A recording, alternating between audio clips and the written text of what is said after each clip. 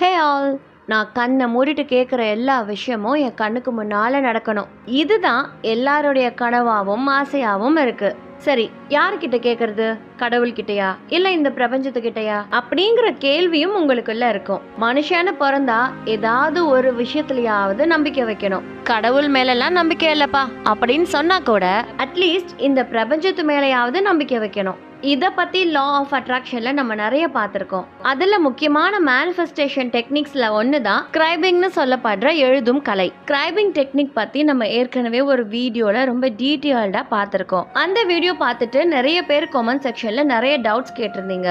முடிஞ்ச அளவுக்கு நிறைய கமெண்ட்ஸ்க்கு ரிப்ளை கூட பண்ணியிருக்கேன். அதுல நிறைய பேர் கேட்ட டவுட் என்னன்னா, டெய்லியுமே எழுதணுமா? அப்படி எழுதும்போது ஒரே விஷயத்தை தான் எழுதணுமான்னு கேட்டிருக்கீங்க. நான் ஆல்ரெடி அந்த வீடியோலயே சொல்லியிருக்கேன், முடிஞ்ச அளவுக்கு உங்களோட விஷயத்தை நீங்க டெய்லியுமே எழுதணும். அது காலையிலயோ நைட்டோ எப்ப வேணாலும் எழுதிக்கலாம். இப்போ நிறைய பேரால டெய்லியுமே உட்காந்து உங்களோட விஷயம் எல்லாத்தையும் ஒரு நோட் எடுத்து எழுத முடியலன்னு வச்சுக்கோங்க. இன்னைக்கு நான் சொல்ல போற இந்த டெக்னிக்கை கண்டிப்பா யூஸ் பண்ணுங்க. ஏன்னா ஸ்கிரைபிங் டெக்னிக்ஸ்லயே இது ரொம்பவே பாப்புலரானது, ரொம்ப சிம்பிளானது, ஈஸியானதும் கூட.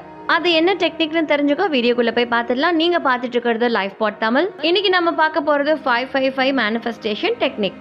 இந்த 555 அப்படிங்கிற நம்பர் ரொம்பவே பாப்புலரான ஏஞ்சல் நம்பர்ஸ்ல ஒண்ணு. எது எப்படியோ அந்த 555 அப்படிங்கிற நம்பரை நம்ம பார்க்கவோ கேட்கவோ செஞ்சிருக்கோம். ஆனா நம்ம லைஃப்ல அதை ஒரு மேனிஃபெஸ்டேஷன் டெக்னிக்கா யூஸ் பண்ணிருப்போமான்னு கேட்டா அதுதான் நிச்சயமா இல்ல. பட் இந்த வீடியோவை நீங்க ஃபுல்லா பார்த்ததுக்கு அப்புறம் கண்டிப்பா அந்த டெக்னிக்கை உங்க லைஃப்ல யூஸ் பண்ணுவீங்க.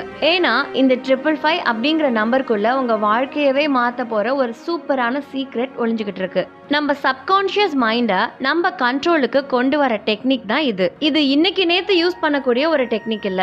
ஆதி காலங்கள்ல நம்ம முன்னோர்கள் ஃபாலோ பண்ணிட்டு இருந்த டெக்னிக்ஸ்ல இதுவுமே ஒண்ணு. அந்த டெக்னிக் எப்படி எல்லாம் ஒர்க் ஆகும், நாம அதை எப்படி ட்ரை பண்ணணும், இந்த டெக்னிக்ல என்னெல்லாம் செய்யக்கூடாது அப்படிங்கறதெல்லாம் நம்ம பார்க்கறதுக்கு முன்னாடி இந்த சேனலுக்கு நீங்க புதுசுனா சப்ஸ்கிரைப் பண்ணிட்டு அப்படியே பக்கத்துல இருக்க பெல் ஐகானையும் கிளிக் பண்ணிடுங்க. அப்புறம் இந்த வீடியோவை ஃபுல்லா கேட்ட பிறகு உங்களுக்கு பிடிச்சிருந்ததுன்னா மட்டும் தம்ஸ் அப் பண்ணுங்க. இந்த டெக்னிக்கை நம்ம 5 நாள் மட்டும்தான் ஃபாலோ பண்ண போறோம். அதாவது நம்மளோட விஷஸ் எல்லாத்தையும் 5 நாள் மட்டும்தான் எழுத போறோம். ஆனா அந்த 5 நாட்களும் கன்சிஸ்டன்டா பண்ணணும். நாம விரும்புற விஷயங்களை ஈர்க்கறதுக்கும் அந்த விஷயங்களை நம்ம வாழ்க்கைக்குள்ள கொண்டுட்டு வர்றதுக்கும் இந்த டெக்னிக் நமக்கு ரொம்பவே ஹெல்ப் பண்ண போகுது. சரி, இந்த டெக்னிக் எப்படி ஒர்க் ஆகும்? 5 நாட்கள் மட்டும் எழுதுனா எல்லாமே நமக்கு கிடைச்சிடுமா என்ன? அப்படின்னா எல்லாருமே இந்த டெக்னிக்கை ஃபாலோ பண்ணி இந்நேரத்துக்கு அவங்க நினைச்ச விஷயம் எல்லாம் அடைஞ்சு அவங்க லைஃபையே புரட்டி போட்டுக்கலாமே அப்படின்னு சிலர் யோசிச்சிருப்பீங்க. நீங்க யோசிக்கிறது 101% கரெக்ட் தான், நான் இல்லைன்னு சொல்லவே இல்லை. ஏன்னா இந்த டெக்னிக்கை நான் ஃபாலோ பண்றதுக்கு முன்னாடி இந்த மாதிரியான சந்தேகங்கள் எனக்குள்ளேயும் இருந்துச்சு. ஏன்னா என்னோட லைஃப்ல நான் ஆசைப்பட்ட சின்ன சின்ன விஷயங்கள் எல்லாத்தையும் இந்த டெக்னிக் மூலமா நான் டெஸ்ட் பண்ணி பார்த்தேன். கிட்டத்தட்ட 5-6 முறை இந்த டெக்னிக்கை நான் யூஸ் பண்ணிருக்கேன். எல்லாமே நடந்துருச்சான்னு கேட்டீங்கன்னா கண்டிப்பா இல்ல. ஆனா நான் கேட்ட விஷயங்கள்ல 4 விஷயங்கள் எனக்கு நடந்துருச்சு. மீதி விஷயங்கள் எல்லாம் தட்டிட்டு தான் போச்சு. அப்ப நான் என்ன நினைச்சேன்னா, ஒருவேளை நம்மளோட விஷஸ் எல்லாம் நிறைவேறினதுக்கு காரணம் ஏதோ ஒரு கோ இன்சிடென்ட்டா இருக்குமோன்னு. ஏன்னா இந்த டெக்னிக் மூலியமா நம்ம கேட்கிற விஷஸ் எல்லாமே நம்ம லைஃப்ல நடக்கணும்ல. பட் எனக்கு 4 விஷயம் தானே நடந்திருக்கு, மீதி இருக்க 3 விஷயம் தான் நடக்கலையே. இப்படி இருக்கும்போது நான் இல்ல, நீங்களும் அப்படிதானே யோசிச்சிருப்பீங்க. பட் லேட்டரா தான் நான் ஒரு விஷயத்தையே புரிஞ்சுக்கிட்டேன். என்னோட லைஃப்ல நடக்காம போன அந்த 3 விஷயங்கள் இருக்குல்ல, அது எல்லாமே என்னோட வாழ்க்கைக்கு தேவையில்லாத விஷயங்கள். அதாவது ஒருவேளை நான் கேட்டபடி அந்த 3 விஷயங்களும் என்னோட லைஃப்ல நடந்திருந்துச்சுன்னா நான் ஒரு சில விஷயங்களை இழந்திருப்பேன். அதனால எனக்கு மன உளைச்சலும் பண நஷ்டமும் ஏற்பட்டிருக்கும். சோ எப்ப நாம முழு மனசோட நம்பிக்கையோட இந்த டெக்னிக்னு இல்ல எந்த டெக்னிக்கை ஃபாலோ பண்ணாலும் நீங்க கேட்கக்கூடிய விஷஸ் உங்க லைஃப்ல பாசிட்டிவான சேஞ்சஸை ஏற்படுத்தும் அப்படின்னா மட்டும்தான் இந்த யூனிவர்ஸ் உங்களுக்காக அந்த விஷயத்தை நிறைவேற்றி கொடுக்கும். இப்ப நான் உங்ககிட்ட ஷேர் பண்ணிக்கிட்டது முழுக்க முழுக்க என்னோட பர்சனலான எக்ஸ்பீரியன்ஸ் தான். ஏன்னா என்னோட சர்க்கிள்ல இந்த டெக்னிக்கை மத்தவங்க யூஸ் பண்ணி அதுக்கான ஃபீட்பேக் என்னங்கறத நான் இன்னும் கேட்கல. சோ மத்தவங்க லைஃப்ல இந்த டெக்னிக் எப்படி யூஸ் ஆயிருக்கு அப்படிங்கறத பத்தி எனக்கு எந்த ஐடியாஸும் இல்ல. ஒருவேளை நீங்க இந்த வீடியோவை இன்னைக்கு பார்த்துட்டு இருக்கீங்கன்னா கண்டிப்பா நெக்ஸ்ட் 5 டேஸ்க்கு இதை ட்ரை பண்ணுங்க. சின்ன சின்ன விஷயத்துல இருந்தே ஸ்டார்ட் பண்ணுங்க. அப்படி நீங்க கேட்ட விஷயம் உங்களுக்கு கிடைச்சிருச்சுனாலோ இல்ல அந்த விஷயங்கள் எல்லாம் கைகூடி வர மாதிரியான ஒரு சூழ்நிலை ஏற்பட்டாலோ கண்டிப்பா உங்க ஃபீட்பேக்ஸ் எல்லாத்தையும் எங்களோட ஷேர் பண்ணிக்கோங்க கமெண்ட் செக்ஷன்ல போஸ்ட் பண்றது மூலமா. இந்த டெக்னிக்கோட அடிப்படை என்னன்னா, நீங்க எதை விரும்புறீங்களோ அதை தொடர்ந்து யோசிச்சு எழுதி உங்க சப்கான்ஷியஸ் மைண்ட்ல, அதாவது உங்களோட ஆழ் மனசுல உங்க விஷஸ பதிய வைக்கிறது தான். அதனாலதான் 5 நாட்களும் தொடர்ந்து இதை கன்சிஸ்டன்டா பண்ணணும். அடுத்ததா உங்களோட விஷஸ, அதாவது உங்களோட ஆசைகளை, உங்க லைஃப்ல இது வேணும்னு நீங்க நினைச்சிருப்பீங்க இல்லையா, அதை எல்லாத்தையும் ஒரு வாக்கியமா உருவாக்கி எப்படி இந்த டெக்னிக் மூலியமா எழுதுறதுங்கிறத பார்க்கலாம்.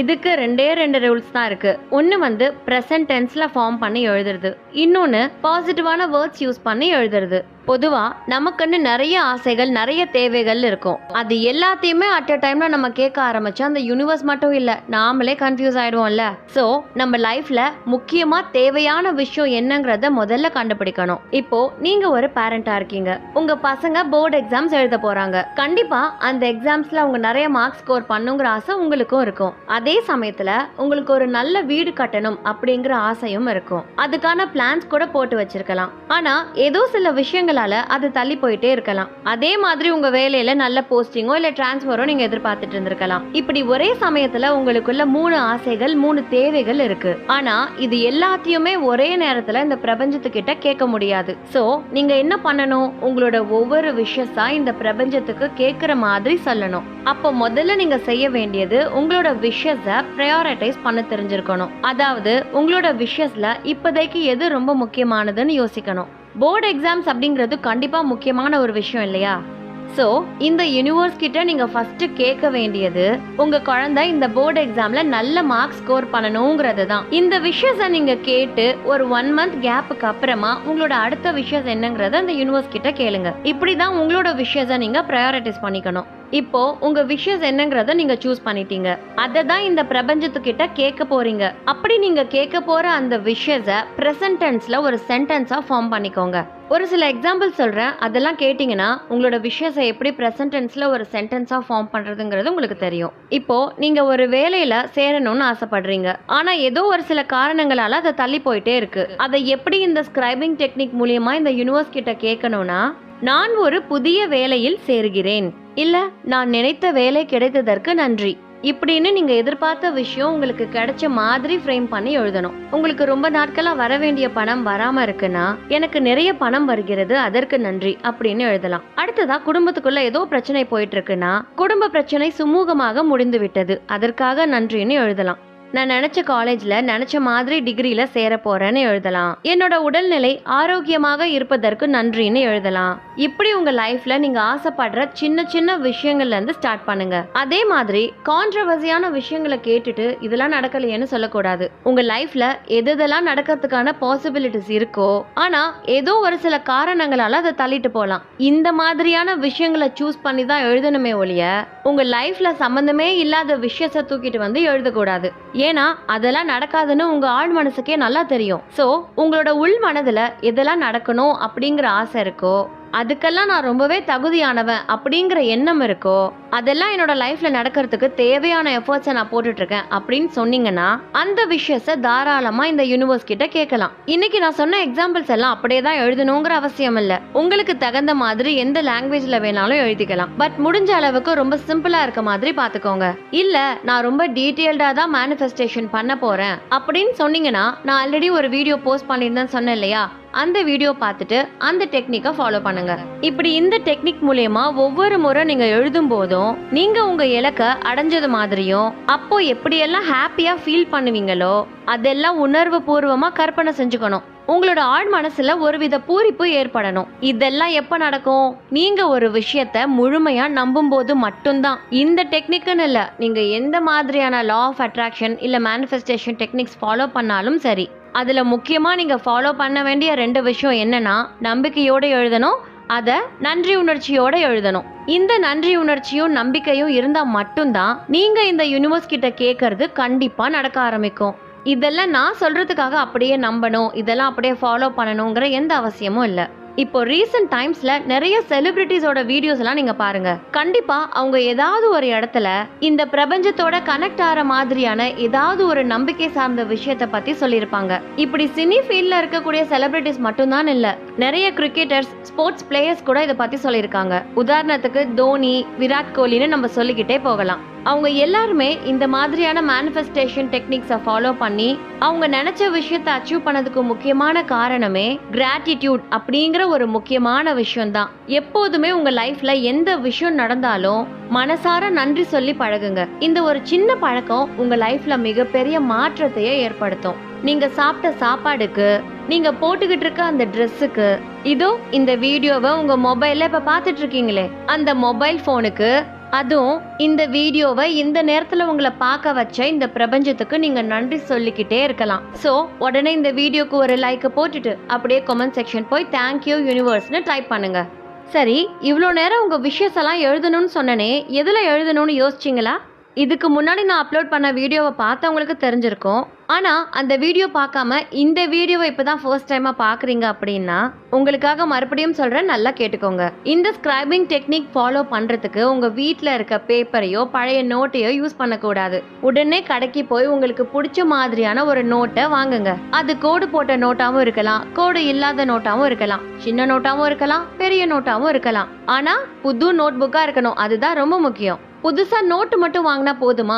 எழுதுறதுக்கு புது பேனாவும் வாங்கணும்ல. சோ உங்களுக்கு பிடிச்சமான கலர்ல ஒரு பேனாவும் வாங்கிக்கோங்க. இது ரெண்டுமே ஸ்கிரைபிங் டெக்னிக்ல நான் ஃபாலோ பண்ற ஒரு முக்கியமான விஷயம். ஏன்னா நாம புதுசா ஒரு விஷயத்த ஸ்டார்ட் பண்ண போறோம் அப்படின்னா அதை நம்ம ஆழ் மனசு கிட்ட சொல்லி புரிய வைக்கணும். அது மட்டும் இல்ல, நம்மளோட ஆழ் மனசை நம்பவும் வைக்கணும். சோ புதுசா நம்ம நோட்டு பேனா இதெல்லாம் வாங்கி ப்ரிப்பேர்டா இருக்கோங்கிறத சொல்லணும் இல்லையா? ஏன்னா நம்ம சப்கான்ஷியஸ் மைண்ட் எப்படி தெரியுமா, புதுசா ஒரு ட்ரெஸ் வாங்கினாலோ பேக் வாங்கினாலோ எது வாங்கினாலும் ரொம்ப உற்சாகமா ஹாப்பியா ஃபீல் பண்ணும். இந்த டெக்னிக்கு முக்கியமான விஷயம் நம்மளோட ஆழ் மனசை நம்ப வைக்கிறது. அந்த நம்பிக்கையோட ஒரு சின்ன வார்ம் அப் தான் புதுசா நம்ம வாங்குற நோட்டும் பேனாவும். இத பத்தி இன்னுமே ரொம்ப டீட்டெயில்டாவும் சுவாரஸ்யமாவும் அந்த வீடியோல சொல்லியிருக்கேன். பார்க்காதவங்க இந்த வீடியோக்கு லாஸ்ட்ல நான் அந்த வீடியோட கிளிப்பிங் கொடுக்குறேன், கண்டிப்பா அதை கிளிக் பண்ணி பாருங்க. இப்போ அடுத்ததா எத்தனை முறை எழுதணும், எத்தனை நாட்கள் எழுதணுங்கிறத பார்க்கலாம். நான் ஏற்கனவே சொன்ன மாதிரி தான் தொடர்ந்து 5 நாட்களுக்கு இந்த ஸ்கிரைபிங் டெக்னிக்கை நம்ம யூஸ் பண்ண போறோம். இப்போ உங்க விஷயத்தை ஒரு சென்டென்ஸா ஃபார்ம் பண்ணிட்டீங்க. இதை 5 நாட்களுக்கு எழுதணும்னு சொல்லிட்டேன். ஆனா ஒரு நாளைக்கு எத்தனை முறை எழுதணும் தெரியுமா? 55 முறை எழுத போறீங்க. அதாவது ஒரு நாளைக்கு உங்களோட ஒரு விஷயத்தை தொடர்ந்து 55 டைம்ஸ் எழுத போறீங்க. இப்போ மண்டேல இருந்து ஆரம்பிக்க போறீங்கன்னு வச்சுக்கோங்க. இன்னைக்கு உங்க விஷயத்தை 55 டைம்ஸ் எழுதணும். அடுத்த நாள் டியூஸ்டே அன்னைக்கு 55 டைம்ஸ் எழுதணும். அதே மாதிரி வென்ஸ்டே, தேர்ஸ்டே, ஃப்ரைடேன்னு ஒவ்வொரு நாளைக்கும் 55 முறை எழுதணும். சரி, எப்போ எழுதணும், எந்த நேரத்தில் எழுதணும்னு உங்களுக்குள்ள ஒரு கேள்வி இருக்கும். நான் எப்போதுமே பர்சனலாக இதுக்குன்னு ஒரு நேரத்தெல்லாம் ஒதுக்க மாட்டேன். ஏன்னா சில சமயங்களில் எனக்கு காலையில் ஒர்க் ஜாஸ்தியாக இருக்கும், சில சமயங்களில் நைட்டு ஒர்க் ஜாஸ்தியாக இருக்கும். இப்போ நான் டெய்லியுமே காலையில் தான் எழுதணும் அப்படிங்கிற ஒரு மைண்ட் செட்டில் இருந்தேன்னா நான் ஃப்ரீயா இருக்கும்போது ரிலாக்ஸ்டா உட்காந்து அதை எழுதி முடிச்சிடுவேன். ஆனா ஒரு சில பிஸி ஸ்கெடியூல்ல இருக்கும்போது என்னால அந்த மார்னிங் டைம்ல உட்காந்து ரொம்ப ஃப்ரெஷ்ஷாவும் ரிலாக்ஸ்டாவும் எழுத முடியாது. என்னோட கவனமும் அங்கங்க டிஸ்ட்ராக்ட் ஆக ஆரம்பிக்கும். இந்த ஸ்கிரைபிங் டெக்னிக்கு முக்கியமான கான்செப்டே இதை எழுதும் போது உங்க மைண்டும் சோலும் ரொம்ப ரிலாக்ஸ்டா இருக்கணும். சோ நீங்க எப்போ ரிலாக்ஸ்டாவும் ஃப்ரீயாவும் இருப்பீங்கன்னு உங்களுக்கு தான் தெரியும். இன்னைக்கு காலையில நீங்க ஃப்ரீயா இருக்கீங்க அப்படின்னா முதல்ல உங்களை நீங்களே ரிலாக்ஸ் பண்ணிட்டு எழுத ஆரம்பிக்கலாம். அடுத்த நாள் ஈவினிங் டைம்ல தான் நீங்க ஃப்ரீயா இருக்கீங்கன்னா ஈவினிங் டைம்ல உட்காந்து எழுதலாம். அடுத்த நாள் நைட்டு தான் எனக்கு டைம் கிடைச்சிருக்கு அப்படின்னு சொன்னீங்கன்னா நைட் டைம்ல உட்காந்து எழுதலாம். இதெல்லாம் விட்டுட்டு இல்லப்பா எனக்கு தினமும் ஏதாவது ஒரு வேலை வந்துட்டே இருக்கும், ஃப்ரீ டைமே இல்லை அப்படின்னு சொன்னீங்கன்னா பிரம்ம முகூர்த்தத்துல எழுந்து நீங்க இதை எழுதும் போது நீங்க நினைச்சு பார்க்க முடியாத அளவுக்கு நீங்களும் இந்த யூனிவர்ஸும் கனெக்ட் ஆயிருப்பீங்க. இந்த யூனிவர்ஸும் உங்களோட விஷஸ் என்னங்கிறத காது கொடுத்து கேட்க ஆரம்பிக்கும். நீங்களும் ரொம்ப ஃப்ரெஷ்ஷா எனர்ஜெட்டிக்கா எந்தவித டிஸ்ட்ராக்ஷன்ஸும் இல்லாம உங்க மனசும் அமைதியா ஒருநிலைப்பட்டு இருக்கும். ஸோ இந்த டைம்ல நீங்க உங்களோட விஷயத்தை எழுதும் போது அது இன்னுமே பல மடங்கு வேகமா உங்க வாழ்க்கைக்குள்ள வந்துகிட்டு இருக்கும். இந்த டெக்னிக் எப்போ யாருக்கெல்லாம் ஒர்க் ஆகாது தெரியுமா? இதெல்லாம் நடக்குமோ நடக்காதோ அப்படிங்கிற எண்ணத்துல எழுதினாலோ, இங்கே உட்காந்து உங்களோட விஷயத்தை எழுதிக்கிட்டு உங்க மைண்ட் ஃபுல்லா வேற ஒரு விஷயத்துல இருந்தாலோ, நெகட்டிவான விஷயங்களுக்காக மேனிஃபெஸ்டேஷன் பண்ணாலோ கண்டிப்பா நடக்காது. அதே மாதிரி எப்படியாவது 55 தடவை எழுதி முடிச்சிடணும் அப்படிங்கிற மைண்ட் செட்லயும் எழுதக்கூடாது. அதுக்கு தான் நான் ஏற்கனவே சொல்லிட்டேன், உங்களோட ஃப்ரீ டைம் எப்போங்கிறத நீங்களே முடிவு செஞ்சுட்டு அப்போ உட்காந்து எழுத ஆரம்பிக்கணும். இந்த மாதிரி தொடர்ந்து எழுதுறது மூலியமா நம்மளோட சப்கான்ஷியஸ் மைண்டை நம்ம கண்ட்ரோல் பண்றோம். இது நம்ம மைண்டுக்கு ஒரு சில இன்ஸ்ட்ரக்ஷன்ஸை கொடுக்கும். அது எல்லாமே பாசிட்டிவான இன்ஸ்ட்ரக்ஷன்ஸ் தான். நம்மளோட எனர்ஜி இன்க்ரீஸ் ஆகும், நம்ம ஆசை கண்டிப்பா நடக்கும் அப்படிங்கிற நம்பிக்கை உருவாகும். நிஜமா நான் ஆசைப்பட்ட விஷயம் எல்லாமே கொஞ்சம் கொஞ்சமா நடக்க ஆரம்பிக்குது அப்படிங்கிற மாதிரி உங்களுக்கு தோண ஆரம்பிக்கும். என்னைக்கும் இல்லாத அளவுக்கு ரொம்ப பாசிட்டிவா ஃபீல் பண்ணுவீங்க. அதே மாதிரி தேவையில்லாத விஷயங்களை நம்ம கவனம் போகாது. நமக்குள்ள இருக்க கான்ஃபிடன்ஸ் அதிகமாகும். நாம வெற்றி பாதையை நோக்கி தான் போய்கிட்டு இருக்கோம் அப்படிங்கிற எண்ணம் நமக்குள்ள தோன்றிக்கிட்டே இருக்கும். ஒரு வகையில இந்த ஸ்கிரைபிங் டெக்னிக்ஸ் எல்லாமே நம்மளோட கான்சென்ட்ரேஷனை அதிகரிக்கும். இது யூனிவர்ஸ்க்கு நாம கொடுக்கக்கூடிய ஒரு ரிட்டர்ன் ப்ரூஃப் தான். ஸோ நம்பிக்கையோடவும் கான்சென்ட்ரேஷனோடவும் இதை எழுத ஆரம்பிக்கணும். பொதுவாக இந்த ஸ்கிரைபிங் டெக்னிக்கை எல்லாராலையும் ஃபர்ஸ்ட் அட்டெம்ப்ட்லேயே ரொம்ப கான்சென்ட்ரேட் பண்ண முடியாது. ஸோ 2-3 டைம் இதை ட்ரை பண்ணிட்டே இருங்க. உங்க வாழ்க்கைக்குள்ள இது ஒரு பழக்கமா கொண்டுட்டு வாங்க. அதுக்கப்புறம் நீங்களே மறந்தாலும் உங்க மூலக்காரன் டான்னு உங்களுக்கு ஞாபகப்படுத்துவான். சரி, இந்த டெக்னிக்கை ஃபாலோ பண்றதுக்கு முன்னாடி இப்போ இந்த நிமிஷம் நீங்க என்ன பண்ணணும்னா கமெண்ட் செக்ஷன் போய் உங்களோட விஷ் என்னங்கறத டைப் பண்ணுங்க.